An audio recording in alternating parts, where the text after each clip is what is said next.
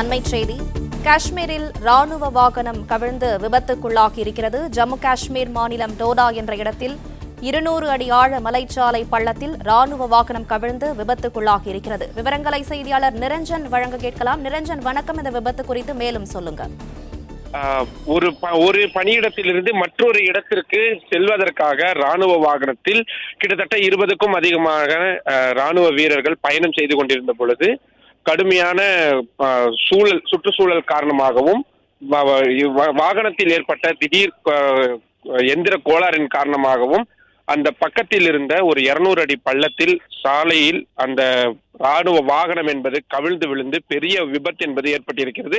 ஒரு அரை மணி நேரத்துக்கு முன்பாக வெறும் 4 ராணுவ வீரர்கள் தான் உயிரிழந்தார்கள் என்ற தகவல் வந்திருந்த நிலையில் அந்த எண்ணிக்கை தொடர்ந்து அதிகரித்து வருகிறது.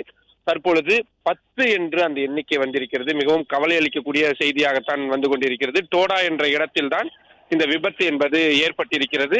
உடனடியாக காயமடைந்தவர்கள் ஏர்லிப்ட் என்று சொல்லப்படக்கூடிய ஹெலிகாப்டர்கள் மூலியமாக அருகில் இருக்கக்கூடிய உத்தம்பூர் பகுதிக்கு ராணுவ மருத்துவமனைக்கு அழைத்து செல்லப்பட்டு சிகிச்சை என்பதும் அளிக்கப்பட்டு வருகிறது. ஆனாலும் கூட ஒரு 5க்கும் அதிகமான ராணுவ வீரர்களுக்கு கடுமையான காயம் என்பது ஏற்பட்டிருக்கிறது. அவர்களுக்கு உயர் சிகிச்சை என்பதும் வழங்கப்பட்டு வருகிறது.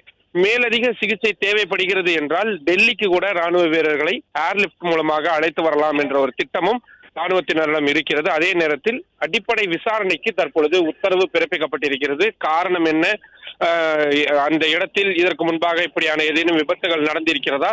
ஏனென்றால் ஜம்மு காஷ்மீர் மாநிலத்தில் இப்படியான சாலை விபத்துகள் அடிக்கடி நிகழ்வதும் ராணுவ வீரர்கள் உயிரிழப்பதும் அதிகரித்து வரக்கூடிய நிலையில் அதை சரி செய்வதற்கான விஷயங்கள் என்னென்ன இருக்கிறது என்பது குறித்த விசாரணை எல்லாம் நடைபெறும் என்றும் ஆரம்பகட்ட தகவல்களாக தெரிவிக்கப்படுகின்றது.